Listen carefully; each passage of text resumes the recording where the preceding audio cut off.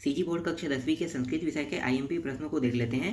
इसमें हम लोग जो पीछे हमने छोड़ दिया था इकाई 4 से आगे हमें देखना है, उन सबको देखेंगे और यहाँ पे प्रश्न उत्तरों में से भी कुछ महत्वपूर्ण प्रश्नों के बारे में भी हम चर्चा करेंगे। ठीक है, तो चलो देखते हैं। सबसे पहले हम प्रत्यय वाले टॉपिक को देख लेते हैं। तो ये तद्धित प्रत्यय है, इससे प्रश्न आने हैं। ठीक है, तो यहाँ पे देखो तद्धित प्रत्यय में जो जो टॉपिक से प्रश्न आएगा उसको मैं आपको बता देता हूँ। तो एक तो है त्वा, पांच जो है तद्धित प्रत्यय है, उन पांचों से प्रश्न आएगा। तो पहले हम त्वा देख लेते हैं और इसे कैसे बनाया जा सकता है इसके बारे में भी मैं आपको बताऊंगा। ठीक है, तो देखो यहाँ पे क्या है, त्वा लिखा है, त्वा प्रत्यय का उपयोग करके। तो यहाँ पे देखो कोई भी एक प्रश्न देखते हैं। देखो दो यहाँ पे सन में आया है, तो गुरुओं, ठीक है, गुरुत्व लिखा है यहाँ पे। तो गुरु के साथ क्या जुड़ा है, त्वम जुड़ा है, त्वम। ठीक है, तो त्वम जुड़ा है ना, तो जब त्व प्रत्यय मतलब क्या होगा, त्व तो रहेगा और पीछे में क्या जुड़ जाएगा, म, तो ये त्वम हो जाएगा। तो अब देखते हैं, अब इससे रिलेटेड प्रश्नों को देख लेते हैं। हर प्रश्नों में ऐसे ही बनेगा। देखो यहाँ पे आते हैं, यहाँ पे देखो क्या लिखा है, कवि लिखा है। तो कवि से क्या हो जाएगा, कवित्वम हो जाएगा, त्व म। देख लेते हैं, अब इसका आंसर देख लो। तो यहाँ पे आप देखो, यहाँ पे देखो, ये देखो कवित्वम हो गया, कवि से कवित्वम बन गया। इसी तरह से देखो वीर लिखा है, तो क्या जुड़ जाएगा, त्वम यहाँ भी जुड़ जाएगा, क्या हो जाएगा, वीरत्वम हो जाएगा। उष्ण में देखो तो क्या हो जाएगा, उष्णत्वम हो गया। इसके बाद दिन में देखो तो दीनत्वम। तो इसी तरह से क्या लगेगा, त्व प्रत्यय में त्वम लग जाएगा। तो पीछे में जैसे ही त्वम लगेगा तो वो क्या बन जाएगा, वो प्रत्यय, मतलब प्रत्यय जो है वो पीछे में ही लगता है। ठीक है, तो आपको समझ में आएगा, जब भी त्व का जिक्र होगा, त्व प्रत्यय से अगर प्रश्न आएगा तो क्या जोड़ना है आपको, त्वम जोड़ना है पीछे में, बस और कुछ नहीं। बाकी जो शब्द है वो रहेगा ही और पीछे में क्या करना है आपको, त्वम जोड़ना है। देख लो, इससे संबंधित बहुत सारे यहाँ पे प्रश्न दिया है, सब में त्व ही जुड़ा है। देखो देव धन त्व क्या हो गया, देवत्वम हो गया। शिशु धन त्व क्या हो जाएगा, शिशुत्वम हो गया। तो समझ में आया ये, तो इस तरह से आपको बनाना है। अब देखते हैं तल से, देख लेते हैं। दूसरा टॉपिक है तल। तल से भी प्रश्न आने हैं। तो देखो यहाँ पे तल है, तल का मतलब क्या है, ता होना। ठीक है, शब्द क्या हो जाएगा, लास्ट में ता बन जाएगा। जैसे कि देखो उष्ण लिखा है, तो उष्ण के साथ क्या हो जाएगा, ता लग जाएगा, क्या हो जाएगा, उष्णता। शीत के साथ, शीतल के साथ ता लग जाएगा, क्या होगा, शीतलता। तो ये कैसे लगे, उष्ण धन ता, उष्ण धन तल लिखा रहेगा, तो क्या होगा, उष्णता। ठीक है, शीतल धन तल लिखा रहेगा, क्या होगा, शीतलता। समझ में आ गया। तो आपको क्या लगाना है, जब भी तल प्रत्यय का जिक्र होगा तो आपको सिर्फ पीछे में ता लगा देना। सब में वैसे ही करना है। ठीक है, सब में वैसे ही करना है और कुछ नहीं करना है इसमें, इसलिए मैं आपको यहाँ पे बता रहा हूँ, समझा भी रहा हूँ कैसे बनाना है। इसके बाद देखो आगे देखते हैं, ठक से देखते हैं। ठीक है, ठक, ठक का मतलब होता है यहाँ पे ईक लगाना। ठक जब भी शब्द आएगा तो वहाँ पे ठक नहीं लगाना है, वहाँ पे क्या लगाना है, ईक लगाना है, ईक। जैसे कि यहाँ पे देखो समाज लिखा है, तो समाज ठक नहीं होगा, सामाजिक होगा। ठीक है, ईक लग जाएगा वहाँ पे। देखो इसको समझाने के लिए मैं आपको यहाँ पे दिखाता हूँ। ठीक है, यहाँ देखो, ये बहुत इंपॉर्टेंट टॉपिक है। तो यहाँ पे देखो सामाजिक लिखा है। अब यहाँ पे देखो ये टॉपिक आपको देखना है, एक पुल्लिंग होता है, नपुंसकलिंग और स्त्रीलिंग। जब भी पुल्लिंग शब्द का जिक्र होता है तो वहाँ पे देखो सामाजिका हलंत लग जाएगा। और अगर देखो पुल्लिंग में क्या लगे, हलंत, यहाँ भी हलंत लगा है। देखो पुल्लिंग है, यह भी पुल्लिंग है, हलंत लगा है। लेकिन नपुंसकलिंग में देखो कोई हलंत लगा है नहीं, म लगा है, म के साथ हलंत है। ठीक है, तो म के साथ हलंत वाला नपुंसकलिंग के उपयोग होगा और कोई भी हलंत नहीं लगेगा वो किसके साथ उपयोग होगा, स्त्रीलिंग। तो इसी शब्दों को ध्यान में देखते हुए इन शब्दों को बनाया जाता है। अब देखो समाज के साथ अगर मैं प्लस ठक कर देता हूँ तो क्या हो जाएगा, सामाजिका हो जाएगा। फिर नीति के साथ, फिर पुल्लिंग ही देखते हैं पहले हम लोग। पुल्लिंग में देखो उद्योग के साथ ठग लगा दो, क्या होगा, औद्योगिक हो जाएगा। मतलब ईक लगना, ईक लगना मतलब क्या हो जाएगा, छोटे ई की मात्रा और क, क्या हो गया। ठीक है, समझ में आ गया, तो औद्योगिक हो गया। इसी तरह से देखो यहाँ पे मांगलिक। ठीक है, मांगलिक के साथ लगाओ तो मांगलिक में देखो मांग और लिक, छोटे ई की मात्रा हो जाएगा। ये पीछे वाला शब्द लगता है, ईक लगता है, याद रखना, ईक। तो ये देखो मांगलिक, समझ में आ गई ये भी। तो ये पुल्लिंग है। और नपुंसक लिंग में देखो तो इसमें भी ईक ही लगेगा, लेकिन यहाँ पे क्या है, हलंत वाला जो ह वाला हलंत है वो नहीं लगेगा, क्या लग गया, म वाला हलंत लग जाएगा। देखो म वाला हलंत लग गया, नैतिक, नीति में ती क। ठीक है, तो ये म वाला हलंत लगे। इसी तरह देखो स्त्रीलिंग में लौकिकी। ठीक है, तो लौकिकी में देखो तो लोक धन क्या लिखा है, ईक, तो क्या हो जाएगा, लौकिक। समझ में आ गया, लौकिकी। यहाँ पे डीप इसलिए लगा है क्योंकि ये भी एक शब्द है। ठीक है, तो डीप और ईक दोनों मिलकर रहता है। फिलहाल ये लौकिक होगा, लौकिकी नहीं होगा, लौकिक होगा। ठीक, समझ में आ गया। चलो इससे और कुछ प्रश्न है जो आपके एग्जाम में आपके जो बुक में दिया है उनको देख लेते हैं। यहाँ पे देखो अर्थ धन ठक क्या हो जाएगा, अर्थ धन ठक। तो सॉरी यहाँ पे लिखा है धर्म, धर्म धन ठक लिखा है, तो क्या हो जाएगा, धर्मिका, क्या हो जाएगा, धर्मिका। ठीक है। यहाँ पे देखो वेद धन ठग क्या हो जाएगा, वेदिका, समझ में आ गया, ये पुल्लिंग है। लेकिन यहाँ पे देखो जो ये वाला शब्द है ना, पुराण धन ठग, तो क्या हो जाएगा, पुराणिक नहीं होगा, ये पौराणिक होता है। हमेशा संस्कृत में उसे क्या बोलते हैं, पौराणिक बोला जाता है। शब्दों को जो बोला जाता है वही चीज़ लिखना है आपको, तो ये पौराणिक बोला जाता है। ठीक है, और देखते हैं यहाँ पे देखो, यहाँ पे क्या है, यहाँ पे देखो इसका उत्तर भी लिखा हुआ है। ठीक है, यहाँ पे देख लो 5 से लेकर 10 तक के, और ये रहा इस सभी का उत्तर नीचे में लिखा हुआ है। तो आप लोग इसको देख लेना, समझ में आ गया। अब देखते हैं डीप में। ठीक है, थोड़ा सा टफ वही बच जाएगा इक वाला। अब देखो डीप में देखते हैं, तो डीप वाला देख लो। तो डीप में देखो यहाँ पे क्या लिखा है, गंगा लिखा है, जीवन दात्री लिखा है, उपकारिणी लिखा है, लौकिकी लिखा है। ठीक है, और ये लौकिकी अभी जो हमने देखा है ना वही वाला है। जब यहाँ पे डीप लगता है ना तब ये शब्द बनता है। अब सबसे मेन चीज़ में आता हूँ, सबसे मेन चीज़ों में आते हैं। तो चलो यहाँ पे आते हैं। यहाँ पे देखो देव धन डीप अगर लगाएंगे तो क्या बन जाएगा, देवी। ठीक है, डीप का मतलब पूरा अर्थ क्या हो जाएगा, बड़ी की मात्रा बन जाता है। सिर्फ इतना याद रखना है कि जहाँ पे डीप का उपयोग होगा वहाँ पे क्या बनेगा, बड़ी की मात्रा। जैसे तरुण के साथ क्या होगा, तरुणी हो जाएगा, कुमार के साथ क्या हो जाएगा, कुमारनी हो जाएगा। तो बड़ी की मात्रा पीछे में लग रहा है ना सभी में। त्रिलोक के क्या हो जाएगा, त्रिलोकी हो जाएगा। किशोर का देखो क्या होगा, किशोरी हो जाएगा। अब यहाँ पे देखो मनोहरीन लिखा है, तो ये क्या है, न जो लगा है इसमें हलंत है, मतलब ये बाण के अड़ा को दर्शा रहा है। तो ये हो जाएगा मनोहारिणी। ठीक है, क्या हो जाएगा, मनोहारिणी हो जाएगा, बड़ी की मात्रा में लगा। बाकी ये मालिनी हो जाएगा। ठीक, समझ में आ गया। तो क्या लग गया, बड़ी की मात्रा। सबको ऐसे ही आपको बनाना है। ठीक, तो आपको समझ में आ गया होगा ये डीप वाला। चलो आगे देखते हैं।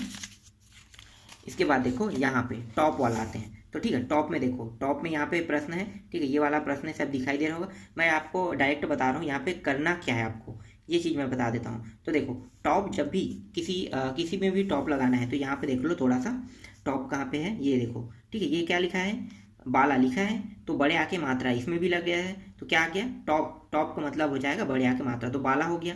जैसे कि देखो यहाँ पे और कुछ भी शब्द, और कुछ शब्द होगा। जैसे यहाँ पे देखो प्रवीण, प्रवीण प्लस टॉप लिखा हुआ है, तो क्या होगा, बड़े आक मात्रा लग गया, प्रवीणा हो जाएगा। अनुज में क्या हो जाएगा, अनुजा होगा, टॉप में अनुजा हो जाएगा। कुशल का कुशला हो जाएगा। समझ में आ रहा है। तो इसी तरह से बड़े आक की मात्रा सब में लग जाएगी। चिकित्सका, यहाँ पे सेवका। ठीक, समझ में आ गया, सरला। तो इस तरह से ये हो जाएगा। तो ये समझ में आ गया आपको। चलो अब हम देखते हैं कारक देखते हैं। तो कारक विभक्ति में आपको क्या क्या पढ़ना है वही चीज़ मैं सिर्फ बता रहा हूँ। ठीक है, तो अब ये यहाँ पे देखो, यहाँ पे बहुत सारा फालतू चीज़ दिया है, आपको नहीं पढ़ना है इसको। यहाँ भी देखो ये भी फालतू है, पूरा का पूरा ये नहीं पढ़ना है। डायरेक्ट हम आते हैं चतुर्थ विभक्ति, क्योंकि आपके सिलेबस पैटर्न में चतुर्थ विभक्ति दिया है और टॉपिक भी दिया है कि किसको पढ़ना है आपको। ठीक है, ये विभक्ति कारक क्या है, तो मैं आपको बता देता हूँ कि विभक्ति जो कारक है ये एक प्रकार से एक शब्द रहेगा, उसका आपको क्या करना है, पूरा वाक्य बनाना है। ठीक है, तो जैसे नमा दिया रहा है तो नमा का उपयोग करके देखो यहाँ पे वाक्य बना है। तो ये पढ़ना है, जो जो राइट है उसको देखो। तो ये राइट है, इसको भी पढ़ना है, ये भी राइट है, ये भी राइट लगा है, ये मतलब ये भी है सिलेबस में। ये राइट पढ़ा है मतलब ये भी है आपके सिलेबस में। उसके बाद देखो यहाँ पे आ जाते हैं। यहाँ पे देखो दा लगा हुआ है, राइट है, मतलब ये भी है। रुच है, यहाँ पे क्रोध है, और ये ईर्ष है। ठीक है, इसके बाद आपको पंचमी में भी पढ़ना है। ठीक है, चतुर्थ विभक्ति, पंचमी और सप्तमी विभक्ति से ही प्रश्न आएंगे। और पंचमी में देख लो, तो देखो यहाँ पे बही में लगा है, बीना में लगा है, रीते में लगा है, तरफ में लगा है। तरफ में देखो ये वाला शब्द बना है। ठीक है, तरफ में ये इसको भी लेना है। यहाँ पे देखो भी से भी है, ये वाला भी आपको पढ़ना है। ठीक है, री से प्रभु से ये है। इसके बाद यहाँ पे देखो षष्ठमी है, इसको आपको नहीं पढ़ना है क्योंकि सप्तमी से कोई प्रश्न नहीं आएगा। फिर आएगा सप्तमी से आएगा, और यहाँ पे आएगा कुशल, प्रवीण, निपुणा। ठीक है, और यहाँ पे देखो स्नेह, अभिलाष। ठीक है, तो ये इतने टॉपिक है, ये सभी के सभी मतलब चतुर्थ विभक्ति, पंचमी विभक्ति और सप्तमी विभक्ति से ही प्रश्न आपके यहाँ पे कारक में बनेगा। ठीक है, तो कारक विभक्ति से यही प्रश्न आएंगे। इसके बाद यहाँ पे कुछ अनुवाद दिया है, पढ़ना चाहो तो पढ़ सकते हो। फिलहाल आपके टॉपिक में नहीं दिया है, लेकिन रिकॉर्ड में पिछले सालों के रिकॉर्ड में आया है, तो ऐसा आप नहीं कर सकते कि नहीं छोड़ नहीं सकते। ठीक है, तो यहाँ पे देखो अनुवाद है, अनुवाद पढ़ना चाहो तो पढ़ लेना। फिलहाल मैं कहूँगा, आपको सजेस्ट करूँगा तो पढ़ लेना, क्योंकि यहाँ से प्रश्न बन सकते हैं। फिर इसके बाद देखते हैं, यहाँ पे आते हैं डायरेक्ट। यहाँ पे हमें नहीं पढ़ना है। ठीक है, आपको ये भी अनुवाद ही है, लेकिन इसको पढ़ने की जरूरत नहीं है आपको। डायरेक्ट देखते हैं। देखो अशुद्धि संशोधन, मतलब ये अशुद्धि संशोधन है, तो ये सभी के सभी शुद्ध वाक्य हैं। शुद्ध वाक्य में से प्रश्न आएगा, तो शुद्ध वाक्य भी आपको देखना है। ये सारे के सारे परीक्षा बोर्ड से आप लोग देख लेना। ठीक है, तो यहाँ पे शुद्ध वाक्य में देख लो, यहाँ पे मैंने IMP किया हूँ। ठीक है, ये इंपॉर्टेंट है। यहाँ पे देखो जो किसी सन में आए वो तो मोस्ट IMP रहेगा यहाँ पे, क्योंकि वही प्रश्न आने के ज़्यादातर संभावित चांस है। तो इसलिए आपको सन में आए हुए प्रश्नों को यहाँ पे देखना है। ठीक है, क्योंकि बहुत ज़्यादा प्रश्न है और वो लोग नया नहीं बनाएंगे, यही पुराने प्रश्नों को दोबारा रिपीट कर देंगे। तो यहाँ तक हो गया। अब देखते हैं वाच्य देखते हैं, ठीक है। वाच्य देखो यहाँ पे, चलो आ जाते हैं यहाँ पे, ठीक है। वाच्य प्रकरण में आ जाते हैं। तो इसमें क्या करना है आपको वाच्य प्रकरण में? वाच्य प्रकरण में जैसे कि एक दूसरे के वार्तालाप करते हैं ना, तो वही शब्दों के बारे में बताया गया है। तो देखो यहाँ पे देखो अनुजा पाठम पठती, तो ये देखो अनुजेन पाठा पठिते, शब्द तो वही है, ठीक है। ये है, इसका अर्थ क्या है, जैसे कि मैं आपको बता रहा हूँ, ठीक है। तो मैं घर जा रहा हूँ, तो कोई दूसरा व्यक्ति मुझे बताएगा तो वो क्या कहेगा, तुम घर जा रहे हो कहेगा ना। तो देखो मैं अपने आप को ही संबोधित कर रहा हूँ, लेकिन वो क्या कर रहा है, मुझे संबोधित करने के लिए तुम शब्द का प्रयोग है। सिर्फ वैसे ही ये परिवर्तित होते रहता है। तो आपको ये सब देखना है, ठीक है। किसी क्षण में आए हुए प्रश्नों को बहुत अच्छे से देखना है। ये सारे प्रश्न इसको आपको नहीं देखना है, ठीक है। डायरेक्ट यहाँ से देख लेना, ठीक है। ये टॉपिक आपको देखना है। फिर यहाँ पे आते हैं ये वाला टॉपिक, फिर ये वाला टॉपिक आपको पढ़ना है। और उसके बाद है, और है क्या यहाँ पे, ठीक है। जितने टॉपिक है जिसमें विषय, यहाँ पे डायरेक्ट प्रश्न दे दिया है, देखो यहाँ पे प्रश्न दे दिया है। ये खाली स्थान है, इसको अभी आपको देखने की जरूरत नहीं है। इसके बाद देखो भाववाच्य आपका टॉपिक में नहीं दिया है, लेकिन भाववाच्य से पढ़ना है, क्योंकि ये भी वही शब्दों को दर्शा रहा है, इसलिए यहाँ से भी प्रश्न देख लेना। तो ये आपको सभी परीक्षा बोर्ड में आसानी से मिल जाएगा। इसके बाद देखो उपसर्ग है, ये नेक्स्ट इकाई है, ठीक है, अगला इकाई है। तो ये क्या है, उपसर्ग है। तो उपसर्ग में देखो ये पूरा दिया हुआ है, ये वाला उपसर्ग टॉपिक, सन में आए हुए प्रश्न भी दिखाई दे रहे हैं। तो ये सब के सब आपको जितने भी 19 उपसर्ग दिखाई दे रहे हैं, ठीक है, ये सब के सब आपको याद होने चाहिए, ठीक है। तो ये उपसर्ग से यही प्रश्न बनेगा। तो ये हो गया पूरा टॉपिक कंप्लीट होने वाला है। यहाँ पे 19 और है, यहाँ पे 3 यहाँ पे और है, ठीक है। ये भी है, इंपॉर्टेंट है। यहाँ पे देखो जो बाकी है उसी का यहाँ पे कुछ यहाँ पे बताया गया है कैसे कैसे यूज करना है, ठीक है। तो उपसर्ग है, धातु रूप है, धातु रूप देखो जैसे कि उपसर्ग अनु है तो गम लगा के क्या होगा, अनुगच्छति हो जाएगा। तो इसी तरह से प्रश्न बनेंगे, और अधिकतर चांस है कि यहीं से प्रश्न बनेंगे, ये वाला टॉपिक से। तो यहाँ पे आप देख लो थोड़ा सा, ठीक है। तो आपको समझ में आ गया, उपसर्ग आएगा। तो यहाँ तक मैंने बता दिया। तो टोटल आपको मैंने कुल इकाई जो बताया हूँ वो देख लेते हैं, कितने इकाई तक मैंने बता दिया आपको, मैंने 7 इकाई तक के बता दिया, ठीक है। अब आप लोग बार बार कह रहे थे मुझे प्रश्न उत्तर बताओ, तो प्रश्न उत्तर मैं बता देता हूँ, ठीक है। तो प्रश्न उत्तर वाले टॉपिक में हम लोग आते हैं। देखो यहाँ पे आपको कौन कौन से पार्ट नहीं पढ़ने उसको मैं बता देता हूँ। तो ये आपको ये द्वितीय पार्ट नहीं पढ़ना है, ठीक है। द्वितीय पार्ट ये हटा दिया है आपके सिलेबस पैटर्न से। क्या है, लोष्ठ श्रृंगालयो मित्रता, इसको हटा दिया गया है। इसके बाद तृतीय पार्ट को हटा दिया है, क्रियाकार का कुतूहलम को हटा दिया है। इसके बाद यहाँ पे देखो षष्ठ पार्ट को हटा दिया, प्राणेभ्योऽपि प्रिय को हटा दिया है। इसके बाद और कौन से टॉपिक हटा दिया, देखो नवमम को ओंदनम सुक्तम को हटा दिया है, और इसी तरह से द्वादशम को हटा दिया गया है, हेमंत वर्णम को हटा दिया। बाकी कितना बचा, अब 13 अध्याय में टोटल बचा है 8 अध्याय। तो सिर्फ आपको 8 अध्याय पढ़ना है। अब मैं आपको एक और सजेस्ट करूंगी कि 8 अध्याय में आप सिर्फ 7 अध्याय को पढ़ो, क्योंकि सभी अध्याय क्या है, 8 के 8 से प्रश्न आएगा, लेकिन 5 प्रश्न आएगा, उनमें से आपको किसी 4 प्रश्न को बनाना है। तो जब 4 प्रश्नों को बनाना है तो एक अध्याय, कोई भी अध्याय को छोड़ सकते हो आप, जो आपको कठिन लगे उसको छोड़ सकते हो। और अब मैं आपको दिखा देता हूँ प्रश्नों के उत्तर, ठीक है। तो यहाँ पे टोटल 8 अध्याय में देखो पहला दिखाता हूँ मैं। यहाँ पे कुल 5 प्रश्न, हर एक में 55 प्रश्न के अंतराल प्रश्न हैं।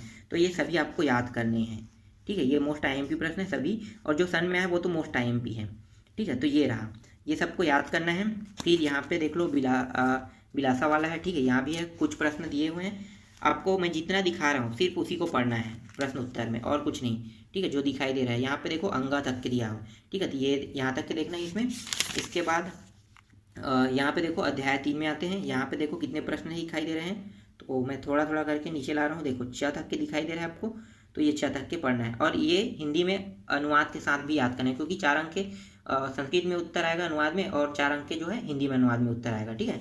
इसके बाद देखते हैं नेक्स्ट, यहाँ पे देख लो पूरा यहाँ से यहाँ तक पढ़ना है आपको, घ, और यहाँ पे और है थोड़ा सा, ठीक है। ये वाला यहाँ तक पढ़ना है, ये वाला भी टॉपिक आपको नहीं पढ़ना है, इसको मैंने अभी मैं आपको नहीं बता रहा हूँ, ठीक है।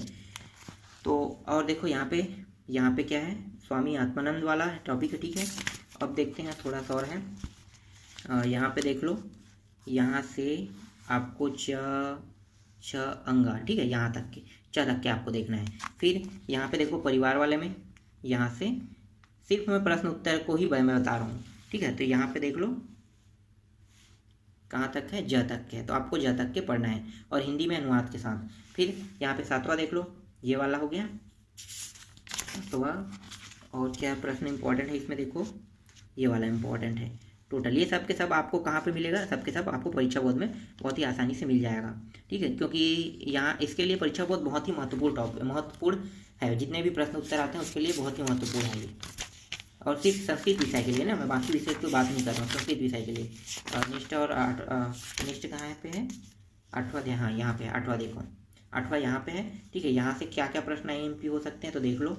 यहाँ पे प्रश्न उत्तर वाले में यहाँ पे अंगा तक के दिया हुआ है, एक प्रश्न जो है इसका उत्तर है यहाँ पे दिया है। ठीक, तो ये रहा। तो आपको इतना, अब मैंने आपको बहुत सारा यहाँ पे बता दिया। ठीक है, कुल बहुत 7 इकाई तक हो गया, और मैंने प्रश्नों के उत्तर वाले टॉपिक में बता दिया। कुल आपको 40 प्रश्न पढ़ने होंगे, और उनमें से कोई एक अध्याय आप छोड़ सकते हैं।